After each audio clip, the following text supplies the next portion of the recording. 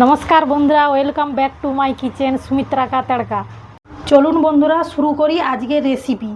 আজকে আমরা বানাবো মিল্ক কেক, যেটাকে আমরা বলি কালাকাঁদ। দেখুন বন্ধুরা, আমি 600 গ্রাম দুধ এতে দিয়ে দিয়েছি। এবার আমি দুধটা আস্তে আস্তে করে ফুটিয়ে নেব।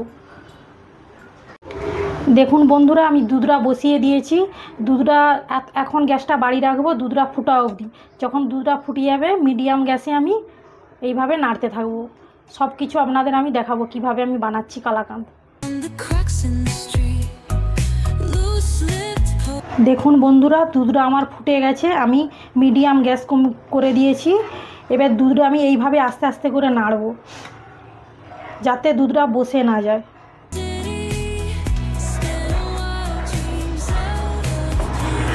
600 গ্রাম দুধ, এটা আমি 400 গ্রাম করে দাঁড় করাবো দুধটা। তারপরে আমি কি কি দিচ্ছি আপনাদের সব দেখাবো দুধে। ভিনিগার নিয়েছি, এখানে আমি ভিনিগার 2 চামচ নিয়ে নেব।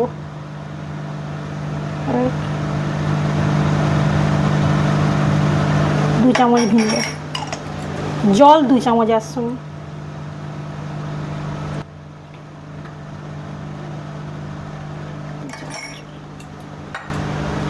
ভিনিগার জলটা মিশিয়ে নেব এইভাবে।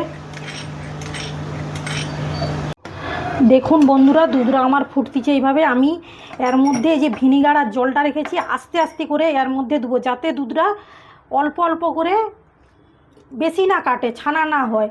ছানাও হবে নি, কিন্তু দুধটা কেটেও যাবে আস্তে আস্তে আস্তে আস্তে করে দানাদারের মতন হতে থাকবে। এইভাবে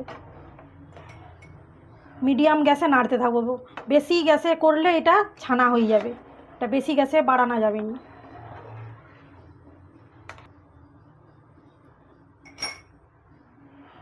এইভাবে একটু একটু করে ভিনিগার আর জলটা আমি দিতে থাকবো দুধের মধ্যে এইভাবে।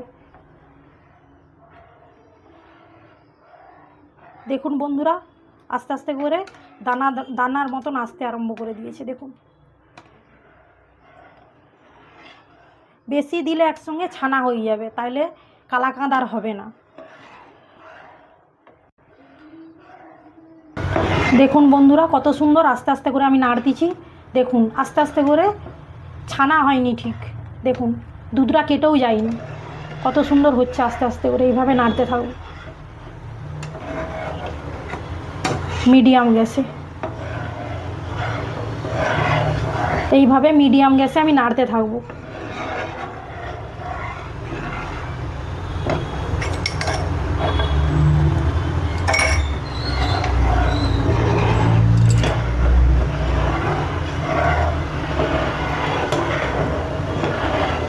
দেখুন বন্ধুরা, আমি যে ভিনিগারটা দিয়েছি সেটা আমি জল মিশিয়ে দিয়েছি। আপনারা যদি ভিনিগারটা দেন খালি, তাহলে কিন্তু দুধটা কেটে যাবে, এইভাবে আর হবে না। কিন্তু ভিনিগারের সঙ্গে জল অবশ্যই দেবেন আপনারা। দিয়ে এইভাবেই আস্তে আস্তে করে একটু একটু করে দিয়ে নাড়বেন, এইভাবে আস্তে আস্তে করে মিডিয়াম গ্যাসে। বেশি গ্যাস বাড়ি রাখলে দুধ কেটে যাবে, তখন আর কালাকাঁদ হবে না আপনাদের।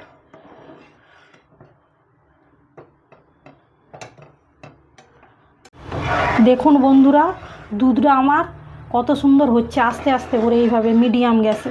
দেখুন দুধটা কেটেও যায়নি আর ছানাও হয়নি। দেখুন এইভাবে ছোট ছোট দানার মতন এসে গেছে। দেখুন কত সুন্দর হয়েছে। দেখুন এইভাবে আস্তে আস্তে করে মিডিয়াম গ্যাসে নাড়তে হবে আপনাদের এইভাবে। দেখুন বন্ধুরা, দুধটা আমার আস্তে আস্তে করে মরে গেছে, এইভাবে ছোট ছোট দানায় পরিণত হয়ে গেছে। এবার আমি দুধের অনুপাতে 60 গ্রাম ডাস্ট গুড় নিয়েছি। দেখুন গুড়টা আমি অল্প অল্প করে এর মধ্যে দিয়ে দেব।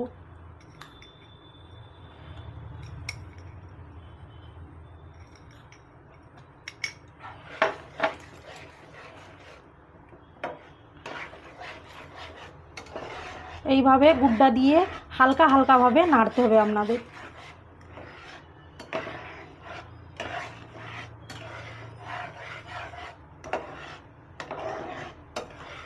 মিডিয়াম গ্যাসেই নাড়তে হবে। বেশি গ্যাস বাড়ালে গুড় দেওয়ার সঙ্গে সঙ্গে দুধটা আবার ফেটে যেতে পারে, ছানায় পরিণত হয়ে যেতে পারে।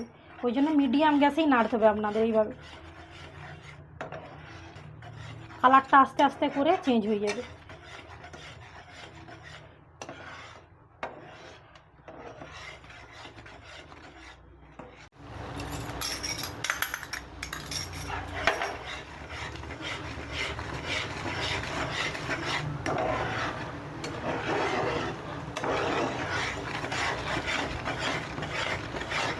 দেখুন বন্ধুরা কত সুন্দর আস্তে আস্তে করে মিডিয়াম গ্যাসে আমি এইভাবে নাড়তেছি। দেখুন আস্তে আস্তে করে হচ্ছে, এইভাবে আস্তে আস্তে করে দুধের কালারও চেঞ্জ হয়ে গেল। দেখুন বন্ধুরা এইভাবে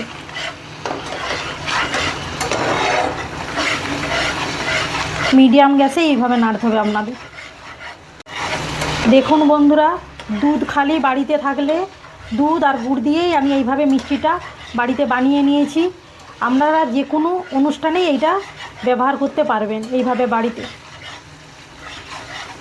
কোনো বাইরের জিনিস লাগবে না, বাড়িতে চিনি দিয়েও বানাতে পারেন আপনারা এইভাবে। দেখুন বন্ধুরা এটা আমার হয়ে গেছে প্রায়। এবার আমি এর মধ্যে গাওয়া ঘি 1 চামচ দিয়ে দেব, যাতে খুব টেস্টও হয় আর খেতে সুস্বাদু লাগে। দেখুন গাওয়া ঘিটা দিয়ে আমি আবার কিছুক্ষণ এইভাবে নাড়ব।